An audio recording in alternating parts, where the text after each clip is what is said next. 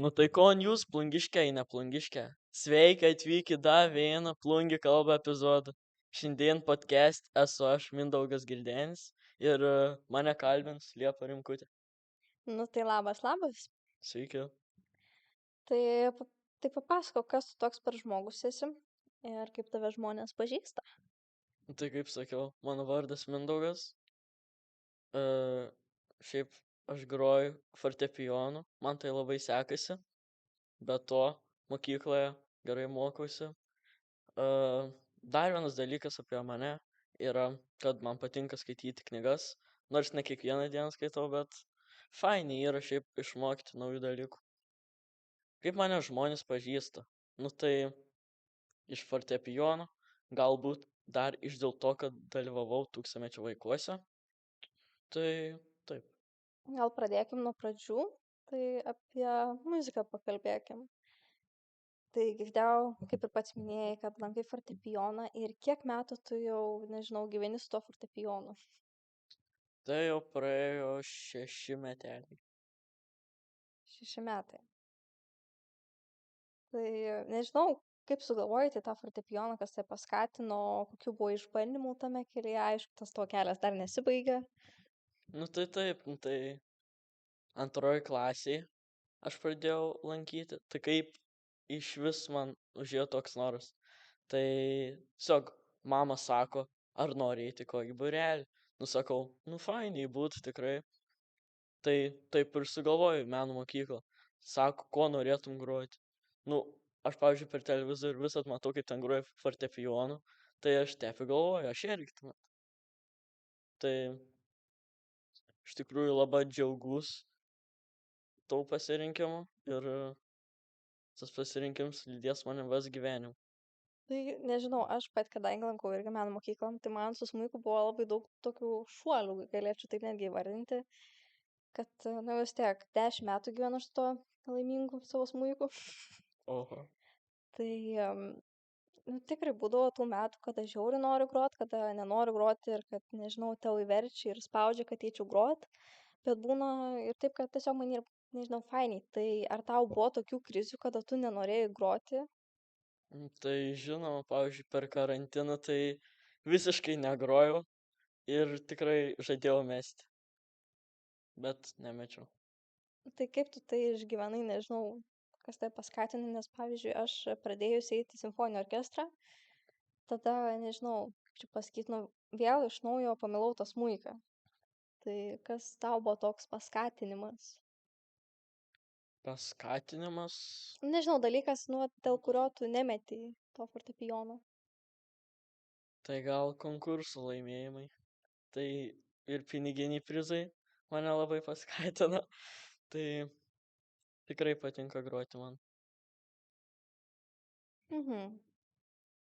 Tai koks, nežinau, mėgstamiausias tavo kūrinys?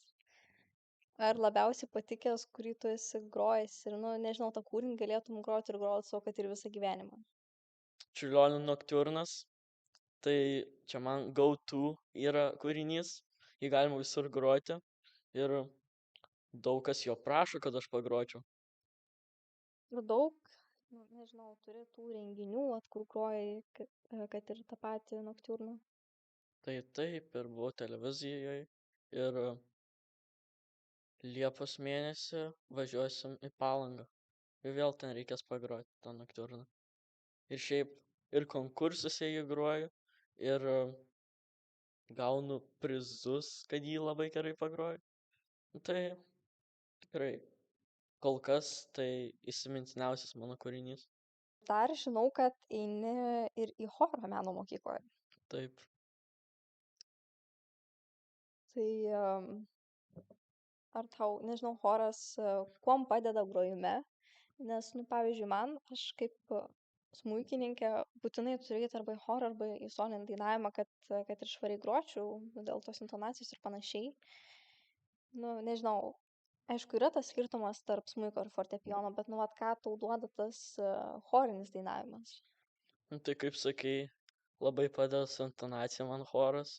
Jei ne tą natą pagroju, tai iškart suprantu jau.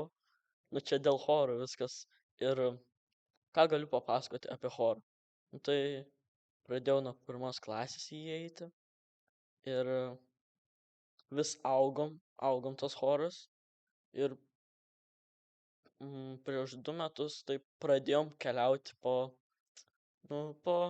šalis. Tai mes jau esam aplankę ir Lenkiją, ir Čekiją, ir Slovakiją. Tai iš tikrųjų labai daug patyrėm, labai daug išmokom, laimėjom daug prizų. E, Iš tikrųjų labai fainiai yra dainuoti chore, nes visi susiburia kartu ir tiesiog ta draugystė tokia atsiranda. Tai taip, pamažu virstame draugais ir realiai jau kaip ir šeima esam. Dar žinau, kad buvai dainų šventėj. Tiek ir šiais metais, tiek ir praeitais metais. Tai kas tau įsiminė iš tos tikrosios dainų šventės, kuri buvo praeitais metais? Nu, apart koncertų, nežinau, gal kažkas įvyko užkulisiuos. Labai Oi, fainai. Nu, galiu papasakok, pasakyti, kad pasidalink. nu, tai gerai.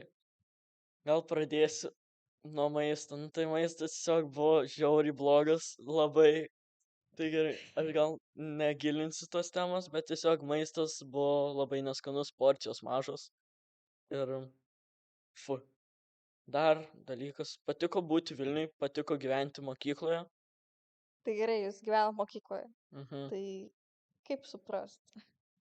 Tai tiesiog viešbučių neišsinuomavom ir mums buvo suteiktos tokios kaip patalpos. Tai ten buvo kaip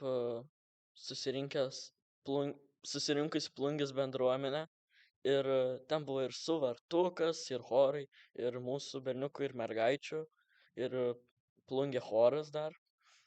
Tai visi gyveno atskirose patalpose, tai berniukai vienam kambarį, tiksliau vienoj klasiai, mergaitės kitoj. Ką galiu pasakyti? Higiena ten buvo tiesiog labai bloga, pasakyčiau dar blogiau nei maistas, bet, nu, ką žinau, man patiko ta dainų šventė, įsimins visam gyvenimui jinai. O ką galėtum pasakyti apie šiais metais vykusią dainų šventę, kur buvot visai nesenai? Nu, irgi faini buvo, bet palyginus su 100-mečio dainų šventė, nu tai tokia, Skirtumas tokia yra. mažoka. Tai nežinau, kokiu ten buvo nuotykių toj dainų šventė, kuri buvo šiais metais.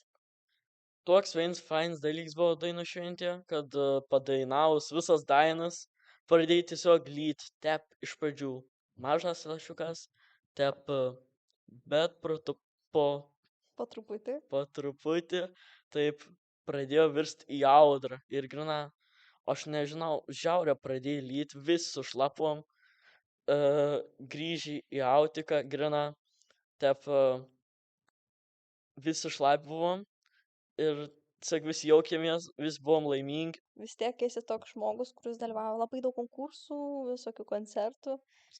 Tai kaip tu jiems pasiruoši? Nu tai, Apart kūrinių mokinimui. nu taip. Tai, ką žinau, tiesiog turi į tai susikaupti labai, žinot, kad tu viską moki ir viską gerai padarysi. Turi taip giliai pakvepuoti. Pasitikėt savim. Taip, aš pavyzdžiui darau tokį kaip pratimą visada. Taip. Ir jis iš tikrųjų atrodo juokingai, bet man jis padeda. Ir dėl to aš realiai gerai ir pagroju. Nu, tai dar vienas dalykas, tai einant į sceną, visada aš turiu kaip nusišluostyt ranką servetėlę ir pačią klaviatūrą. Tai iš tikrųjų nebėra tokios šlapios rankos ir tuo pačiu geriau ir pagroju. Tai, okei, aš pavyzdžiui, nu, kaip susitvarkau su jauduliu. Jeigu yra aplinkui, nežinau, draugų pažįstamų, turiu visiškai išsiblaškyti, bet taip išsiblaškyti, ta prasme, daryti nesąmonės, kad aš viską pamiršiu, realiai viskas, kas yra mano gyvenime. Ir tik tokiu atveju aš ką nors padarysiu, sugrosiu, padainuosiu, nežinau, pasirodysiu. Tik tais tokiu atveju. Tai, aišku, man irgi labai rankos prakaituoja, tai tiesiog tokiu momentu stengiuosi, nežinau, nieko nedaryti. Mhm. Tai kaip tu su tuo jauduliu tvarkais? Tiesiog realiai aš jau pripratęs prie scenos, prieš kokius 2 metus manęs paklaustum, e, aš nežinau, aš tiesiog suklupčiau, e, labai bijočiau, o dabar tiesiog Tai ta tiesiog yra scena man kaip pripratimo reikalas. kiekvieną dieną. Nu, tai reikia priprast susigyvent su ja, ne? Jo. Bet vis tiek juk yra buvo, kad, nežinau, ar yra tau vat buvo, kad tu groji ir vat vidury kūrinio pamiršti. Užstringa tau tiesiog. Nu, dar nėra, bet galiu pasakyt, kad tikrai esu klaidų padaręs. Nu, bet man nuomonė čia viskas normalu. Man yra buvus tokia situacija, kad aš grojau ir prieš tai buvau, nu, buvo atsiskaitimas, gerai, kad buvo tik tais atsiskaitimas. Ir aš sėdėjau salėj ir ten prieš mane buvo grojus kažkokia tai mergaitė. Nu, ir aš turėjau kūrinį, kur nu, vieną vietą buvau taip silpnai išmokus, mintinai. Ir aš ateinu grot, ir ateina ta vieta, ir aš natas pamiršau, ir aš pradėjau grot, ką kita mergaitė grojo. Tai prasme, iš klausos man taip viskas suveikia. Ir taip žiūri akompaniatorių manim ir sako, Liepa, tu čia grybą pjauni. Tipo, nežinau, ką akomponuot. Tai buvo žiauriai nemaloni situacija ir labai keista. Tai ar tau yra buvo kas nors tokio panašaus? Na, su fortepijonu ne, bet su choru prieš kokius 2 metus taip buvo. Čekijoje mes ten dainavom, grinai konkursas, visi ten bijo tiesiog. Ir kūrinio ten pabaigoj mes grinai sumaišėm dalis ir mes kaip pirmą dalį padainavom ir taip nefainiai buvo. Ir galiu pasakyti, kad dėl to mes ir gavom ne pirmą kokią vietą, bet antrą. Turiu pirmą tau tokį žaidimuką. O dieve. Graibų žaidimų ir šitoks labai fainas. Tai pasižiūrėsim, ant kiek tu geras choristas ir ant kiek tu gerai žinai savo dainų pavadinimus. Tai aš tau pasakysiu frazes. Žodžius kelius, o tu turėsi atspėti, kas tai per daina. Gerai. Gerai. Tai pirmi žodžiai. Žibingštėlė tekėjo. Tai stintapūkis. Taip, okei. Mano gimtinė esi. Mano gimtinė esi. Mėlynas nemuno vingiai. Nu tai gerai. Mūsų dienos kaip šventės. Kaip žydėjimas vyšnios. Gerai, užtenka duokim čia. Giedrė dienelė močiutė. Atsiprašau, nes tokių dainų nedainuoju. Giedrė dienelė močiutė. Neįsivaizduoju. Oi, giria, giria. Ne taip gėdosim. Kaip likščioliai. Tai čia būtų jaunimo giesmė. Tikrai taip.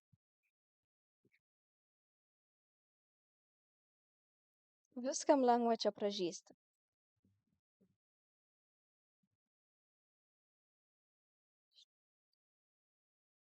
Nežinau. Žydė akmenys ir medžiai.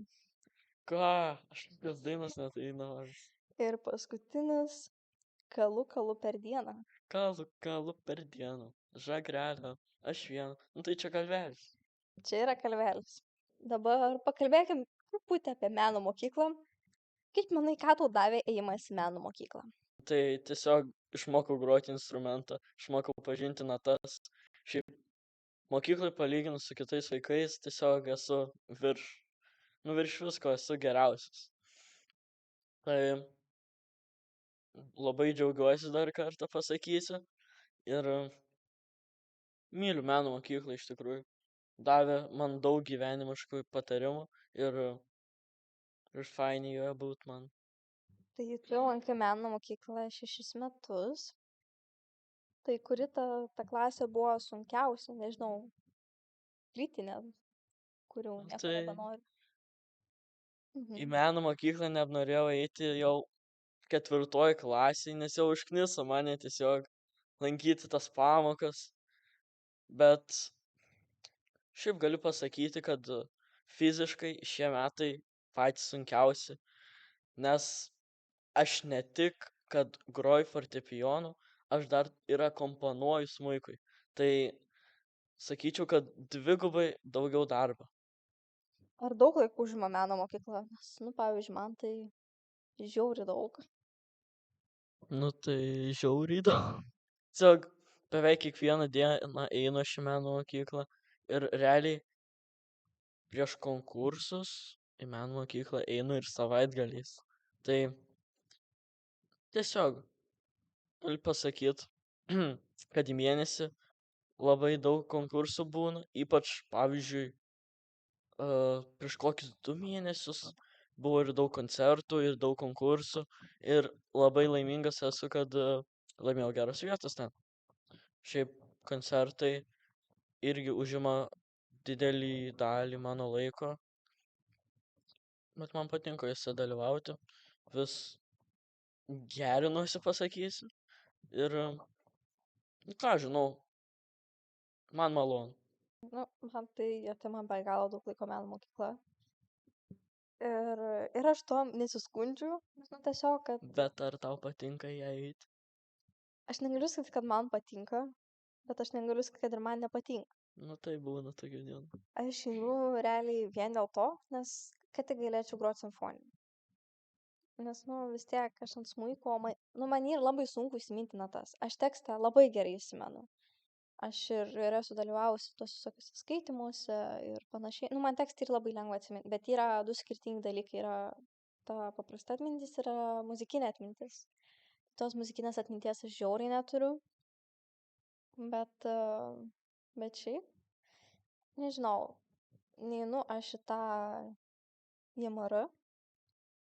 Žinai, kas yra JMR? Ne. Vien žodžiu, kur eina tiesiog mokiniai savo malonumų, jie nelanko ten nei Ai, solfedžio, mhm, panašiai, taip. vien žodžiu. Aš einu normaliai, bet, nu, nežinau. Šiaip žadėjau stoti ir į balsio mano gimnaziją. Taip. Žadėjau, bet biškai pasikeitė planai. Tai, nežinau, nu, patinka man. Nu, man tiesiog patinka smuikas, bet ar su juo turės kažkokią ateitį, abejoju. Na, o man aš realiai pasakyčiau, kad man atvirkščiai. Nu, aš žadu stoti į Klaipėdą, į Stasio Šimkaus konservatoriją.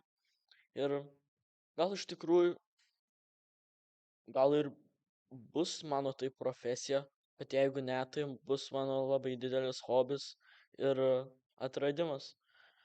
Ok, tai gal laikas dar kitam žaidimui. Tengi, nežinau, pagalvoju, kad gal reikėtų 2 žaidimukų. Tai žaidimas bus toks. Reikės pasakyti frazę, kuri prasideda aš niekada negročiau. Pavyzdžiui, aš niekada negročiau per laidotuvės. Tu nepriversi manęs groti per laidotuvės. O vat, kokiam aplinkybėm tu niekada negrotum. Aš niekada negročiau.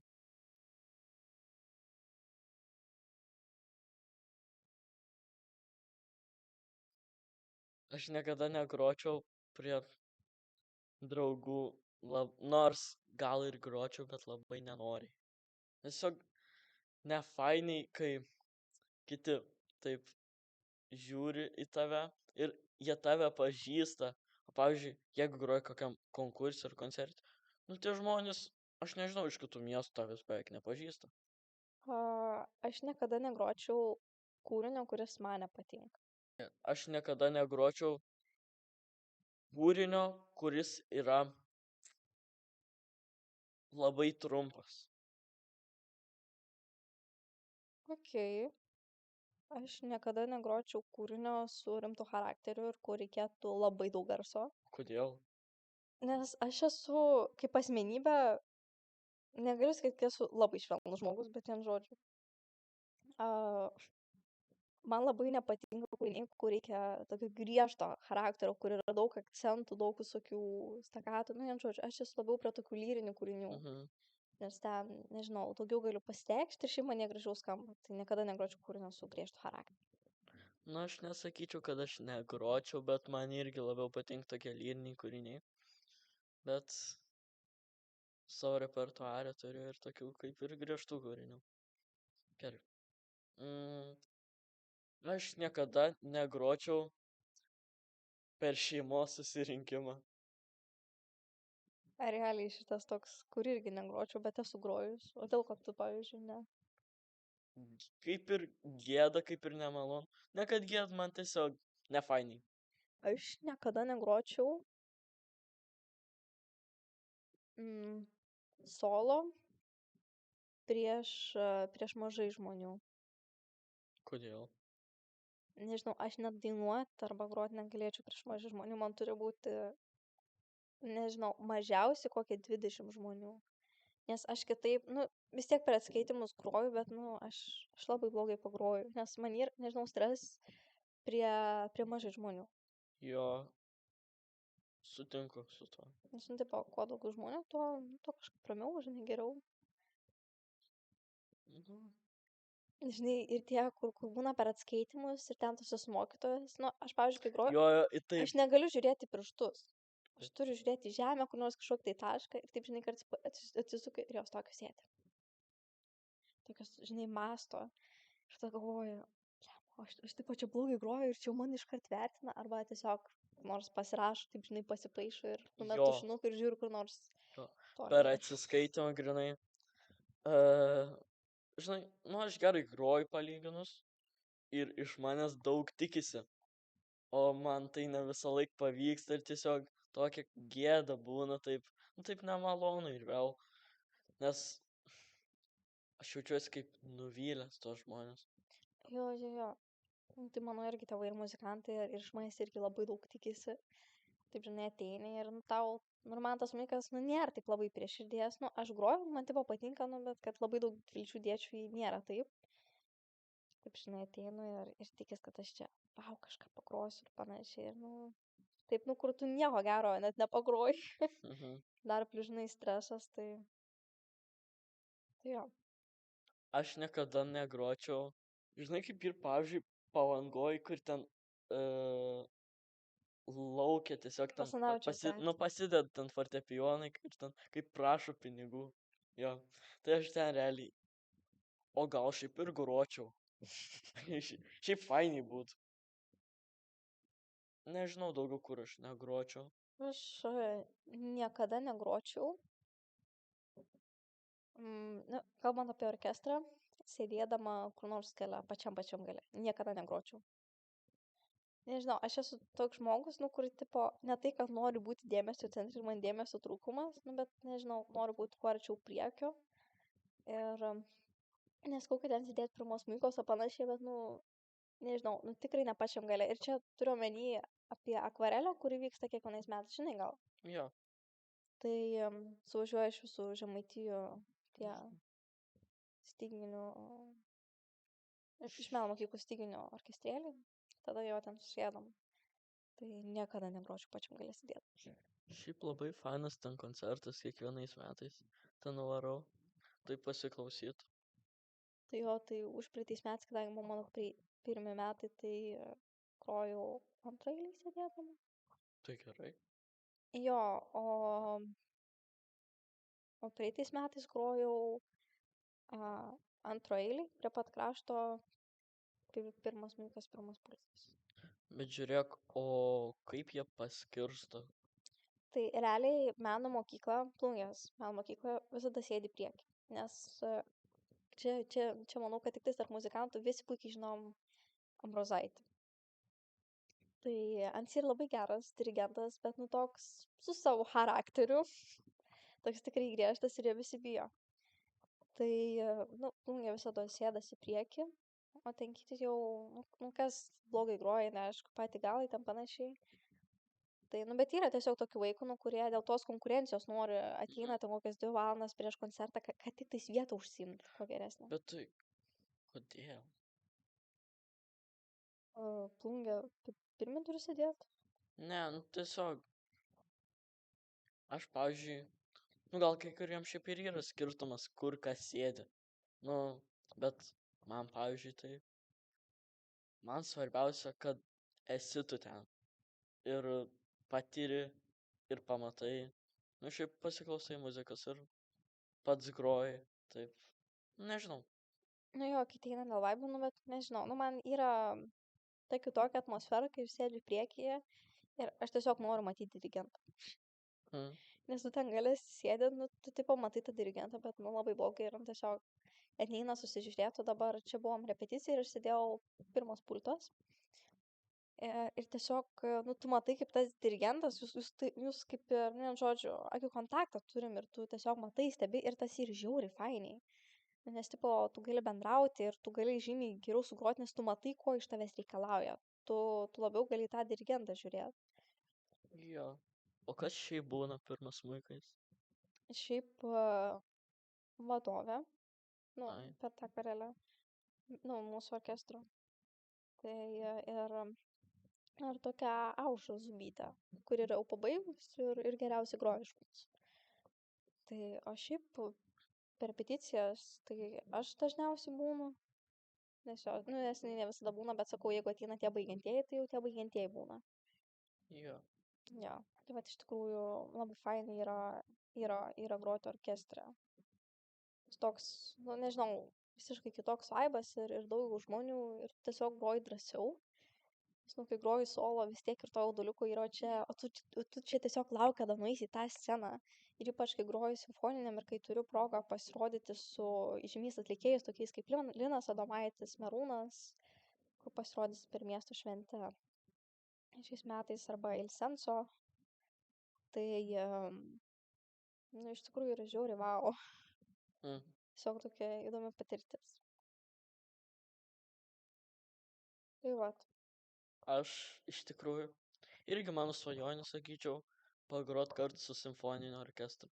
Nu, kaip, kad aš groju, nu kaip, nu aš turiu omeny, kad pianino koncertą. Jo. Jo, irgi turbūt labai fainiai būtų. Iš tikrųjų, tokia irgi svarbi tema, kurią norėčiau apie tai pakalbėti. Tai žinai, kur ateini pas mokytojus ir tau duoda kokį nors naują kūrinį. Ir ne tai, kad jį patys pagrotų, bet duoda pasiklausyti, kaip groja koks nors 3-metis, 4-metis, šnietis, ten vaikas. Ir tu tipo pirmas dalykas pasijauti toks silpnas ir nuvertintas, nes, nežinau, tau ir kokie, nu man tai būdo, kai jau pas savo ankstesnį mokytoją kokie 10 metų ten groja kokį 3-metį mergaitę, žiaur sudėtingą kūrinį ir tada galvoju, jo, kur aš anksčiau buvau.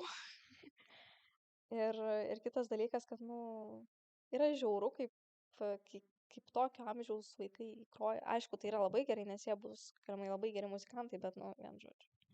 Iški žiauriai. Na, bet ar jie tikrai bus geri muzikantai? Nes pagalvojus, jei tu sakai 10 metų jau groji smuiką, ar jis tau patinka? Nu, nelabai. Nu, aš irgi sakyčiau, kaip mažam vaikui pradėti. Gal tau ir patinka tas, nu, tas kūrinis grot, bet praėjus laikui tau taip atsibosta, o tėvai, pavyzdžiui, ir mokytojai iš tavęs tikisi dar daugiau. Ir čia tokia kaip spaudimas labai didelis būna ir tu tiesiog neapsinori groto. Nebėra prasmės. Ir apie tus kiniečių vaikus aš nesuprantu, kodėl jie taip gerai groja. Nu, taip. Apskritai kinai jie yra tokie, nu, kur, nežinau, pasaulio revoliuciją padarė. Nu taip. Tokie labai griežti jie gal vaikams. Jo, ir iš tikrųjų tas, nu, kadangi aš pati pradėjau nuo labai ankstyvo amžiaus groti, nes aplink mane buvo ta muzika ir aš daugiau nieko gyvenime nemačiau. Tai, nu, tiesiog galbūt, nu, ir tie vaikai ten, tarkim, nu, tau ką nors dabar pasiūlys padaryti ir tu, žinai, galbūt sutiksi ne tai, ką tam baimė, bet, nu, tiesiog nepagalvojęs ir nu, ką mažas vaikas gali, nežinau, turėti kažkokį supratimą ar panašiai, ko jisai nori apskritai. Tai, nu, toks, kad jau yra iškart suplanuota tavo ateitis ir kad tu nieko daugiau nebegali daryti gyvenime. Kartais pagalvoju, kad gyvenimas yra nesąžiningas. Jo. Jo, tai, nu, aš irgi čia, kai išdėjau stoti tą balsinę, tai aš realiai daugiau nieko nemačiau apart muzikos. Nes, ta prasme, pas manęs yra tėvai muzikantai, visa šeima yra muzikali. Tai, nu, nežinau, man muzika ir muzika. Aš net nekalbėsiu apie savo sesę, kuri, nežinau, nuo pat kūdikystės tiesiog sėdėdavo simfoninio repeticijose.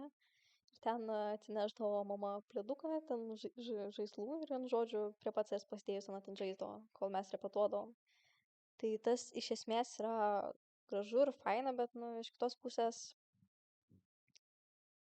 nu, jau tu kito pasirinkimo kaip ir nelabai turi. Aišku, yra labai gerai, kad ir aš esu muzikoj ir kad mano sesė yra muzikoj. Ir aš dėl to tikrai nesiskundžiu, nes muzikantai jie mąsto kitaip. Jie turi savo, nežinau, ne tai, kad kitokią atmintį, bet tiesiog kitokį suvokimą ir supratimą apie pasaulį. Todėl man yra labai svarbu, kad mane supantys žmonės kuo daugiau būtų įėję į muziką. Mhm. Nes, sakau, yra ir mąstymas kitoks ir nu, tiesiog tie patys žmonės yra labiau kultūringesni ir aktyvesni ir turi tą geresnį supratimą. Yra labiau išsilavinę. Šiaip aš galiu pasakyti, kad manęs groti fortepijonu grinai nieks nevertė. Aš pats pasirinkau tokį kelią. Jau realiai ketvirtoj klasiai, nu, pabaigoj ketvirtos klasės, kai laimėjau savo tą patį pirmą tokį kaip rimtą konkursą, tai toks geras jausmas buvo tiesiog. O dabar realiai sakyčiau, kad tas jausmas vis mažėja ir taip po kiekvieno laimėjimo taip, nu, aš to ir, Laimėjau. aš to ir tikėjaus, kaip ir. Jo, nes tu galbūt, žinai, esi jau toks geras ir, nu, nežinau kaip čia pasakyti, nu jau tu jau pasiekiai, nu bent jau čia plungiai tas savo lubas. Žinai, nu kur tau jau nebėra kur augti, nebėra kur skleistis. Nu, visada yra kur augti. Jo, bet aš manau, kad kai tu vat išvažiuosi į tą Šimkaus menų konservatoriją, tu ten aišku bus kitoks darbas, ten reikės žymiai daugiau dirbti, bet nu, va, tu ten gausi tas galimybės, kurių tau reikia, toliau skleis ir panašiai. Tai ką galiu pasakyti, labai fainai taip šiltai pasikalbėjom su Mindaugu, tokiom, nežinau, bent muzikantam aktualiom temom, pasidalėm tokiom istorijom, kas tikrai yra fainiai. Toks labiau muzikantams skirtas podcastas, bet nežinau, jeigu žiūrėjo ne muzikantai, labai smagu. Ir ką galiu pasakyti, kad su manim šiandien buvo Mindaugas Kirtenis. Ačiū tau labai ir viso gero.